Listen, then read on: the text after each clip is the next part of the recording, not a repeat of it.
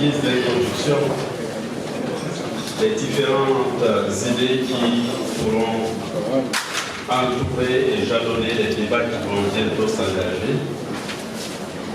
Et je vous rappelle que ces débats sont et seront particulièrement importants à l'ère des grands changements. Vous savez très bien, quand je parle de grands changements, on vient de vivre l'entrée à la signature de l'accord commercial États-Unis-Chine. C'est une grande nouveauté qui aura certainement ses atouts et ses surprises. On vit présentement l'entrée en vigueur de la zone de libre-échange continentale en Afrique. C'est une première rêvée depuis des décennies et qui aura aussi ses surprises, ses atouts et ses difficultés. On vit aussi l'entrée en vigueur de l'éco, donc la nouvelle monnaie unique, c'est dire combien l'Afrique est en effervescence.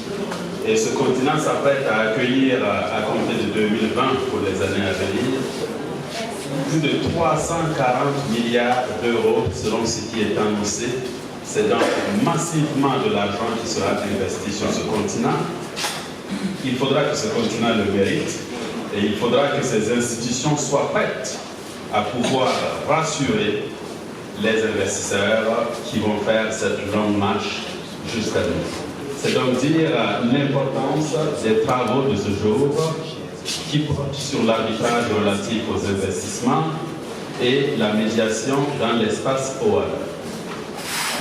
On ne le rappelle pas souvent, mais en tout cas, il semble que si l'OADA est bien une organisation juridique qui a été créée à l'initiative des opérateurs économiques pour servir de levier de développement, il faut aussi ajouter que l'OADA ne remplit et ne saurait remplir véritablement cette mission que lorsqu'elle accompagnera efficacement le progrès économique de nos États.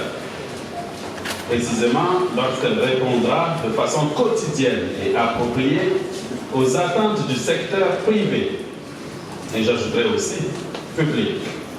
Et à cet égard, je ne puis relever que, pour m'en féliciter, que la tenue de ce colloque est effectivement un grand retentissement. Et faut-il le redire ici, l'OADA est créée en réponse à des préoccupations purement commerciales. Ce sens, ce droit des affaires, c'est pas du romantisme pour orner les murs, c'est pour donner des résultats. On veut une efficience économique. C'est l'objectif posé en créant ce contexte juridique et les mécanismes que vous allez analyser. Et donc l'OADA est créée pour la croissance et de fait cette philosophie de l'OADA repose sur une idée phare. Bien utiliser la règle de droit qui constitue un puissant levier de développement des activités économiques et on pense en cela l'importance des matières comme l'analyse économique du droit. C'est ce que les investisseurs attendent, c'est ce que les bailleurs de fonds attendent, c'est ce que les banques qui injectent massivement de l'argent attendent. Et quels sont alors les piliers ou les sources d'inspiration sur lesquelles l'OADA travaille? Eh bien, je dirais premièrement, il y a l'élaboration progressive d'un droit des affaires moderne et commun aux 17 États membres, visant à éliminer les conflits de loi, si cela est possible. Ce reste un débat que vous allez certainement aborder. On le sait, la matière des conflits de loi, on a beau le repousser, elle renaît souvent de ses cendres. Et donc le but est, à tout le moins, de rétrécir les interférences des conflits de loi au sein des espaces juridiques intégrés et faciliter alors les échanges. Et donc ce droit commun est porté à ce jour par 10 actes uniformes dont je ne dresserai pas la liste parce que chacun de vous les connaît désormais assez bien. Le deuxième aspect ou pilier, c'est que l'unification et la sécurisation des modes de règlement des différentes affaires à travers la communautarisation de la justice étatique et la promotion des modes alternatifs de règlement des différends reste un incontournable. Et précisément, l'OADA accorde une place de choix à l'arbitrage et à la médiation, offrant ainsi aux acteurs économiques une intéressante palette d'outils de règlement alternatifs de différends, y compris dans le cadre des investissements. Cela précisé, mon propos va s'appesantir sur deux aspects, dont le premier est le WADA et la promotion des méthodes alternatives de règlement des différends en Afrique. Et sur ce premier point, on le sait depuis longtemps, les modes alternatifs de règlement des différends se sont développés comme une alternative à la fonction contentieuse de l'approche judiciaire. Donc je rappellerai que cette approche n'est pas classique ou désadaptée, en tout cas n'est pas inefficiente.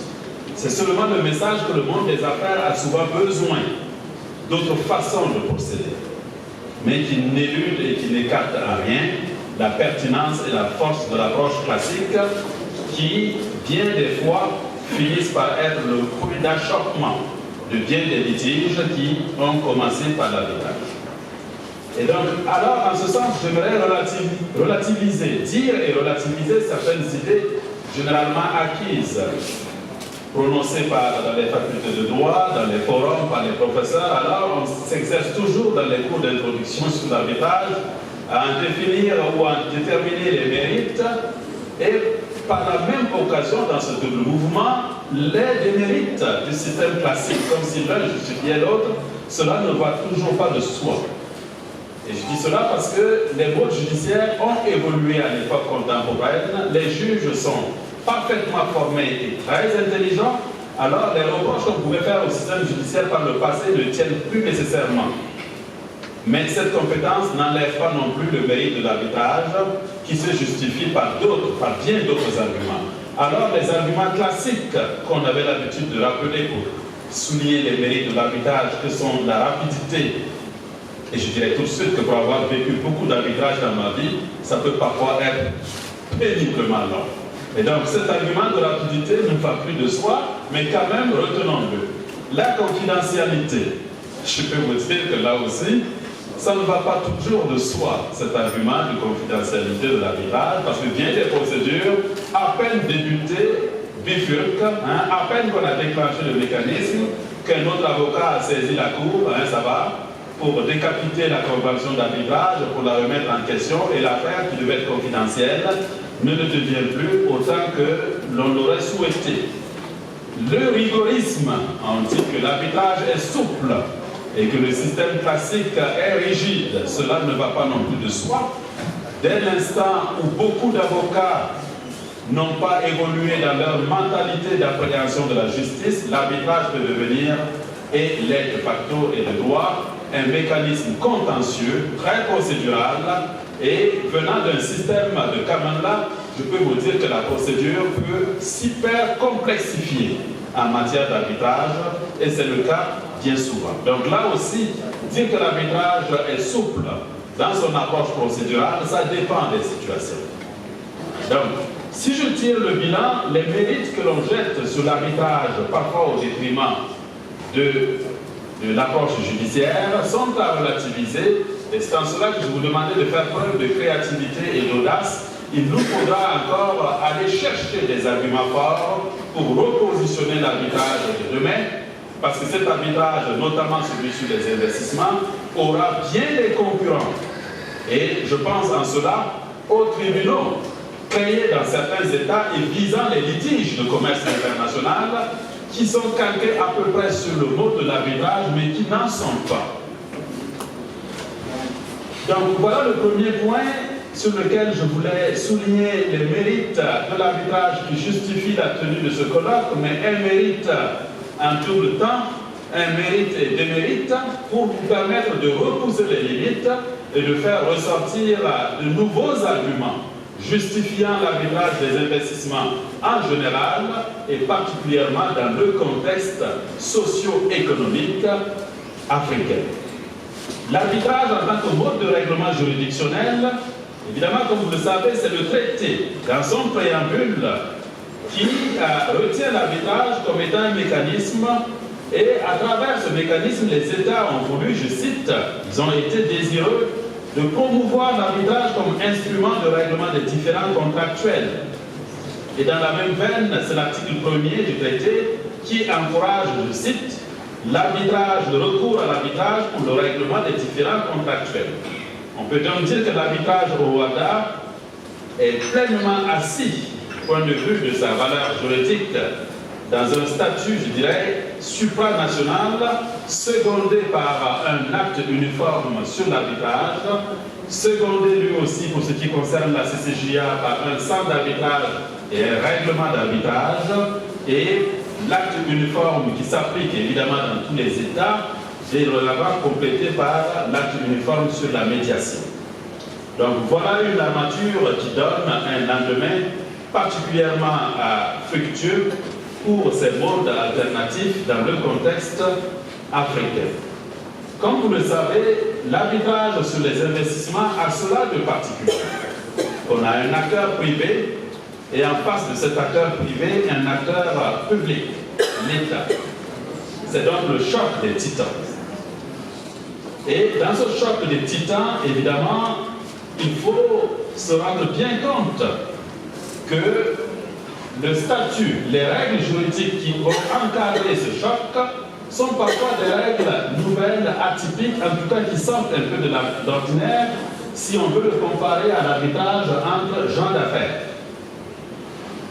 Ainsi, par exemple, dans l'arbitrage sur les investissements, on a par exemple le consentement dissocié de l'État qui est généralement donné de façon préalable dans un traité. La doctrine a beaucoup écrit sur cette spécificité de l'arbitrage. Ce blanc-seing qui est donné pour susciter un engouement des investisseurs conduit au déclenchement de l'arbitrage à partir du moment où l'investisseur, à son tour, se fondant sur ce blanc-seing donné au préalable et qui a suscité sa confiance, oppose à l'État ce consentement dissocié qu'il avait donné au préalable. En voilà alors un des mérites de l'arbitrage sur les investissements. On peut en citer, d'autres spécificités, une des spécificités, et on peut en citer bien d'autres. Mais au-delà de la liste, la question qui se pose est de savoir quelles sont les modalités propres au droit des investissements qui permettent à l'arbitrage de pouvoir s'y promouvoir. Et en ce sens, l'acte uniforme nous rappelle que l'arbitrage peut être fondé sur une convention d'arbitrage ou sur un instrument relatif, notamment un code des investissements ou un traité bilatéral ou multilatéral relatif aux investissements. C'est l'article 3 de l'acte uniforme sur l'arbitrage. Et donc cette couverture explicite sur le droit des investissements est particulièrement significative dans la mesure où l'acte uniforme constitue le droit commun de l'arbitrage et régit en cette qualité tous les arbitrages conduits au sein de l'espace OADA. Ce sont donc de nouvelles fenêtres d'opportunités qui sont ainsi ouvertes aux investisseurs et aux centres permanents d'arbitrage dans nos États membres. Elles sont d'autant plus intéressantes pour les acteurs économiques qu'il a été légalement consacré la possibilité de combiner l'arbitrage avec la médiation. Qu'en est-il alors de cette médiation? Nous savons que cette médiation se distingue de l'arbitrage par son mode consensuel mais surtout pacifique. Cette caractéristique qui distingue la médiation de l'arbitrage fait en sorte que les besoins spécifiques pour lesquels l'arbitrage pouvait apparaître inapproprié peuvent aller de soi ou non. De fait, le législateur a précisément consacré à la médiation son acte uniforme le plus récent en date de 2017 du moins. Et cet acte uniforme sur la médiation est l'aboutissement d'un long processus dont vous retrouvez évidemment les traces dans la décision numéro 00-2011 du Conseil des ministres de l'OADA du 17 juin 2011, prise en application de l'article 2 du traité par le Conseil des ministres. La médiation n'est que très peu pratiquée cependant en Afrique, même si les Africains peuvent se targuer d'être un milieu communautariste, un milieu solidariste, à l'image de l'arbre à palabre où nous avions l'habitude de régler nos différends de façon paisible il faut quand même dire que l'arbitrage sous sa forme récente, telle que présentée par l'acte uniforme, reflète une procédure encadrée et l'Afrique doit alors aller à la rencontre de sa culture, je dirais traditionnelle de règlement des différends, avec une autre culture qui s'y rapproche, mais qui cependant s'en distingue par, je dirais, subtilement, en dessous d'un mécanisme souple, pacifique, qui se distingue par son encadrement procédural. Et qui dit procédure dit qu'on ne peut pas improviser, ça doit être quand même encadré. Et donc, cela dit, il faut reconnaître que la médiation, sous sa forme telle que présentée par l'acte uniforme, est récent en Afrique, et les Africains doivent apporter leur preuve à maîtriser cette nouvelle venue. Cette tâche reviendra à la CCJA, notamment le centre d'arbitrage, et je l'espère, un jour de médiation. Cette tâche reviendra aussi au centre d'arbitrage de médiation auprès des chambres de commerce dans les différents pays membres. Et donc, au terme d'un processus qui a été participatif et ayant associé les acteurs et les opérateurs économiques, ainsi que les spécialistes africains et mondiaux de la médiation, ainsi que les principaux centres africains de médiation, nous voilà, il nous est livré un magnifique éléphant, pour reprendre les termes d'un auteur qui parlait de l'acte de la loi d'arbitrage d'Angleterre à l'époque où c'était paru, un magnifique bel éléphant qui nous est livré, et c'est à nous de savoir prendre cet éléphant par le bon côté et l'amener vers des résultats qui répondent à nos besoins. Et donc, au total, la médiation du droit au WADA, offerte aux acteurs économiques, offre des perspectives intéressantes. Mais ces défis restent encore grands. Et je me pose la question, est-ce que toutes les facultés de droit sont préparées à enseigner adéquatement la médiation? Est-ce que des cliniques de médiation sont créées dans les différents centres d'arbitrage pour enseigner aux acteurs de ce mode de règlement quelles sont les qualités qu'il faut requérir pour être un médiateur? Comment encadrer le processus médiation? Bref, la liste des questions est bien longue et le chemin qui reste à parcourir est encore long. Et donc, je dirais que l'Afrique aura besoin de l'expertise endogène, mais aussi des expertises exogènes pour l'aider à maîtriser cette nouvelle venue.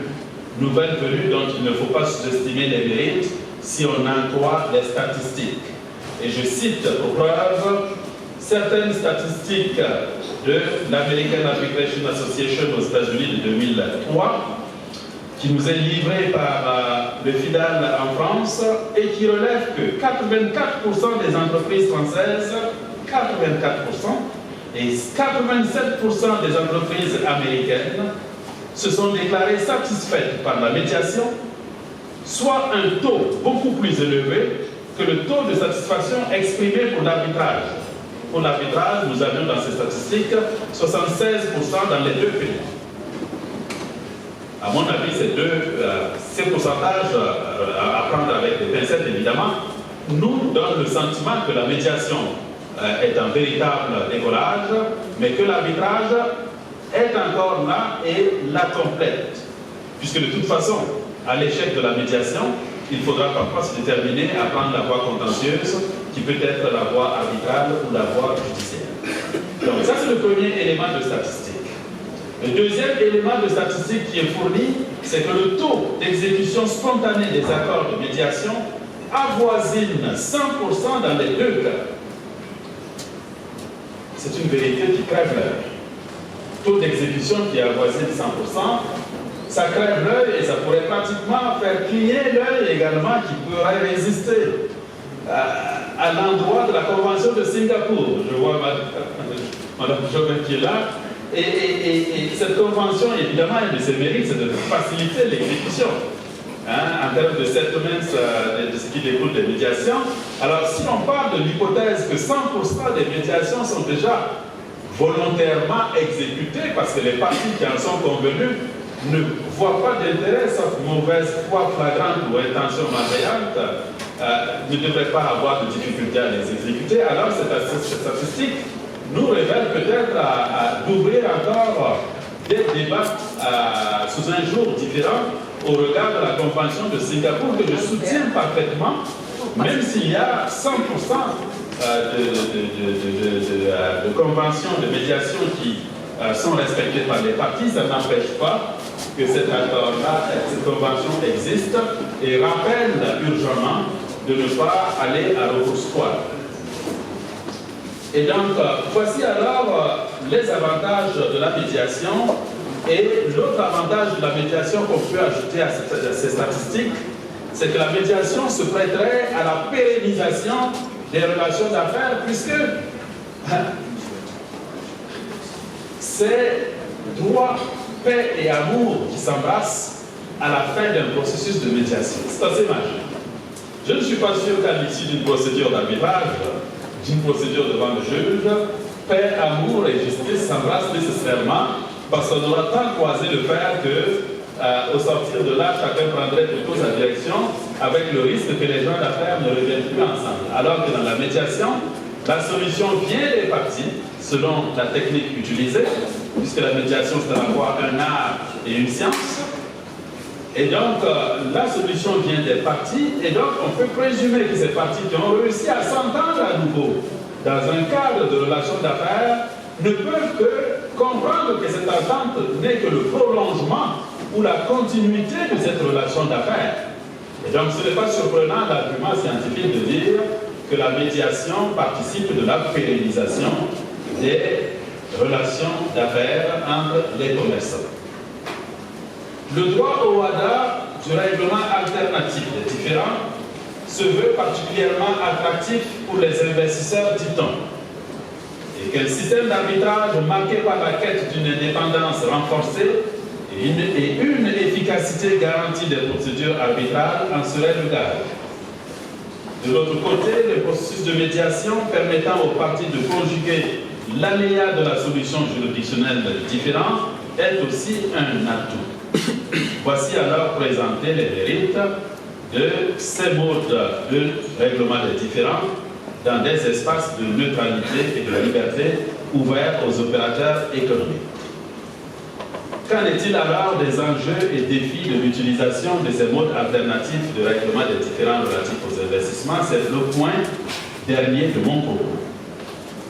Et à ce propos, la première question qui me vient à l'esprit, c'est de voir dans l'arbitrage sur les investissements, aussi bien que la médiation qui pourrait l'accompagner, un contentieux spécifique.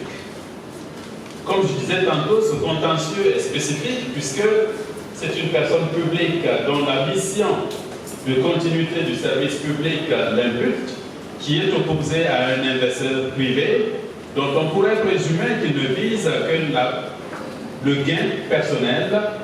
Cette représentation ne va pas de soi au XXIe siècle. Je ne suis pas sûr que l'économie des pays se porterait comme elle l'est davantage aujourd'hui dans le monde entier si on délaissait uniquement entre les mains de l'État la mission de développement de services publics. Et j'ose dire que les entreprises ne sont pas juste là pour l'appât du gain privé, mais que les entreprises participent de la chose publique, participent du développement économique du pays, créent les emplois, et la liste est longue. On pourrait même pratiquement renverser dans certains pays la donne pour dire que sans investissement privé, le service public sera vain. Donc, la représentation habituelle de donner à l'État dans ce type d'arbitrage certaines protections, certains mérites, certaines garanties, parfois jugées au détriment de la partie privée, arguant sur le fait que l'État a la mission du service public entre ses mains, cet argument ne va pas de soi. L'État n'a pas le monopole du cœur et n'a pas le monopole du service public. Oui, c'est sa mission première, mais nous attendons de nos entreprises qu'elles performent et qu'elles participent du développement économique. Cela dit, une des spécificités de l'arbitrage sur les investissements reste la nature juridique particulière des personnes qui font le face-à-face. Et à cet égard, plusieurs questions. En premier lieu, l'arbitrage sur les investissements qui opposent un État et un investisseur. Évidemment, il y a la prégnance de l'intérêt public qui rend la question de la confidentialité bien particulière, se présentant sous un jour assez délicat.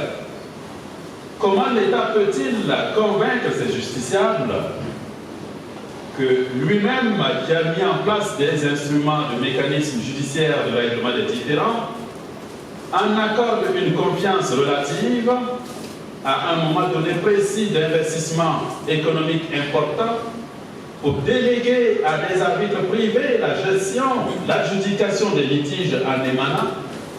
Comment l'État pourra-t-il continuer de convaincre ses justiciables, eux, de faire confiance à ces tribunaux judiciaires? Donc l'idée même pour un État d'adhérer à l'arbitrage pose problème, mais on sait les arguments qui ont été avancés pour régler cette question. En demeure quand même, subséquemment, une dernière question, celle de la confidentialité. S'agissant de l'intérêt public, comment un État peut maintenir dans la confidentialité des litiges qui portent sur des aspects économiques des plus importants dans son pays, alors que ce dernier est redevable en termes de reddition de comptes aux justiciables. Et donc, il va sentir que la question de la confidentialité qui avait toujours caractérisé l'arbitrage classique dans le secteur privé et qui a été, je dirais, des tentatives d'élection dans l'arbitrage État contre investisseurs, cette confidentialité s'est rétrécie comme une peau de chagrin avec le temps, laissant la place à la nouvelle mode, à la nouvelle venue de la transparence dont la CUMILSI s'en est fait un des grands défenseurs et à juste titre. Et donc désormais, le monde de l'arbitrage a tourné en lieu et place de la confidentialité dans les arbitrages État-privé. La transparence devrait l'emporter. Il me semble que d'un point de vue scientifique, il faudra encore, et je vous interpelle sur ce point, démultiplier et repousser les limites de la réflexion pour convaincre, pour dire sincèrement en quoi cette transparence s'impose et devrait en être le mérite unique. Du point de vue de l'investisseur, ça ne va pas dessous. On peut imaginer les dommages catastrophiques qui pourraient en découler pour une société importante dans la vie de tous les citoyens, de venir à mettre au gré du jour des informations non pas particulièrement importantes et décisives sur l'issue du différend, mais qui pourraient entraîner une dégringolade d'une société qui pour autant embauche peut-être des centaines, des milliers de personnes. Et donc j'invite les scientifiques à ne pas se laisser bloquer, parce que si vous réfléchissez au problème de la confidentialité, il a été invoqué au départ comme étant un principe général. Et les recherches ont révélé que c'était faux. Dans le cadre du CIRDI, on a fait beaucoup de recherches pour réaliser que ce principe général n'existait nulle part, nulle part. Et pourtant, dans les livres et dans les conférences, toute l'idée est partie d'un auteur lors d'une conférence, je ne sais pas, en tout cas, ça fait son chemin comme une traînée de poussière dans le désert pour qu'on réalise des décennies après que ce principe n'était pas nécessairement assis. Ce qui a donné alors non place à la transparence.